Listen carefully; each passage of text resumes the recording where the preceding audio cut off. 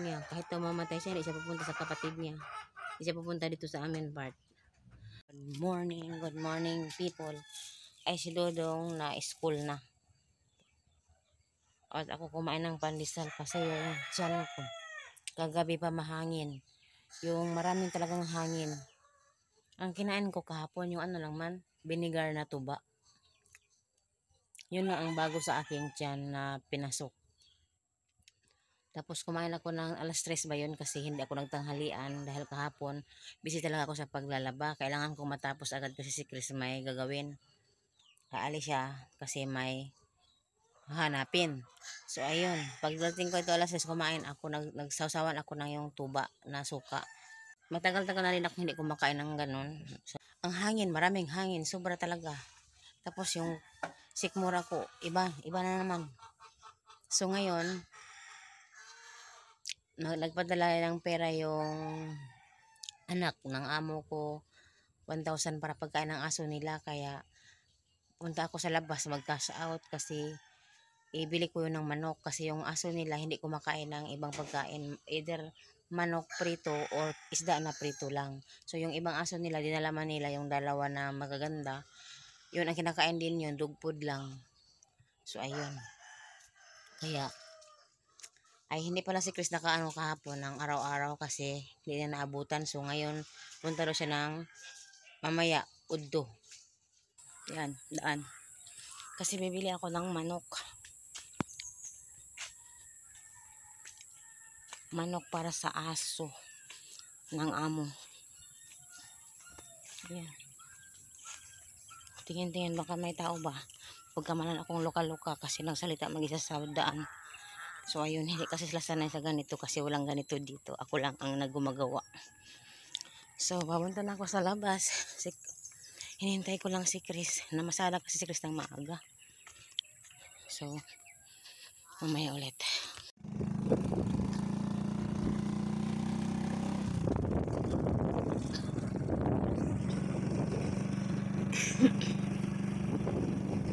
Taki, vuelve.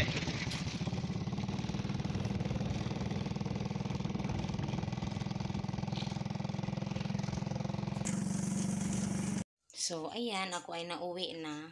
Andito ako sa bahay ng amo kasi magpiprito ako ng manok kasi bumili ako ng manok doon sa tindahan. So ito ang manok, yan 1 kilo. Lulutuin ko ang iba lagay sa rep para may pagkain yung aso nila. Sarap ng ulam ng aso. Pero kami wala kaming ulam ngayon. Makasana all na lang. Pero ito ay trabaho, dapat nating gagawin. So ayan yung aso. May isda pang may konting isda pa, ilang pirasong isda. Binigay ko na prito. Kasi yung aso na naiwan, hindi kakain yun ng ibang pagkain. Ito ang manok. Piprituhin ko itong iba. So, ayan yung ulam ng aso. 4 na piraso. Half kilo ata yan kasi yung 1 kilo parang na half man. So, ayun, Diyos ko Lord, ang init. So, ayan, nagpatubig ako. Kasi maglaba ako ng mga trapo. Daming trapong labahin.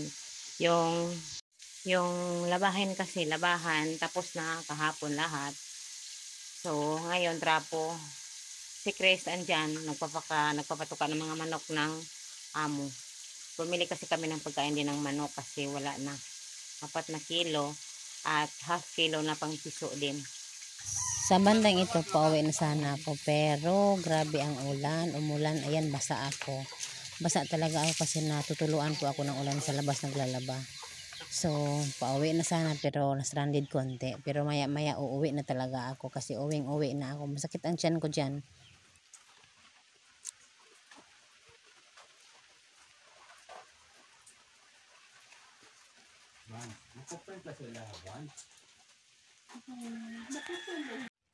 So, ako ay pauwi na dahil tapos na. Basang-basa po ako. Kasi habang naglalaba ako ng trapo, ang daming lakas ng ulan. So, sa labas kasi ako naglalaba. So, ayun. Si Chris namasada na. Sinamahan na niya ako doon. Tapos na ako, umalis na din siya. Ako din, uuwi na din. Kasi wala pang kain si Lolo Ari. Kailangan ko yung pakainin kanina. Binigyan ko lang yun ng kape at tinapay. Makalakad na po siya pero pipiliin talaga niyang hindi pumunta sa kapatid o sa amin. Pinapahirapan niya ako ngayon. Bahala na. Hanggang dito na lang. Yan, naiinis po talaga ako. Kasi sa Angkorig nakita ko talaga siya naglalakad. Ilang araw na. Pag may makakita, mag-stop. Pero pag wala, maglakad talaga siya. Okay siya maglakad. Gamit yung ano niya, walker. Pero kahit anong sabi mo maglakad, ayaw talaga. Yun. Natiran ko na yung pagkain. Sabi ko sa kanya, tulong sana ba? Tulong. Kasi walang pamangkin gusto. Kaya kailangan niyang tulungan sarili niya kasi pagod ng mga tao. Diyos ko. Ako masakit pa yung dito ko. Oh. Yung parte ng liver. Yung saan ang liver ba? Masakit. Parang mabigat. Tapos mahangin yung tiyan ko. So ayun. Kaya naiinis ako kasi gusto kong magpahinga kasi iba ang pakiramdam ko ngayon. Pero ayun. Ayaw niya. Kahit mamatay siya, hindi siya pupunta sa kapatid niya. Hindi siya pupunta dito sa amin part. Pero pag hindi mo bigyan ng pagkain doon, tuktok lang tuktok. So, tapos pag magyaw-yaw siya, parang ang sama-sama namin. Minsan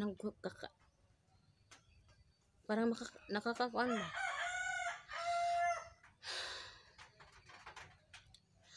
Makahiubos. Kaya,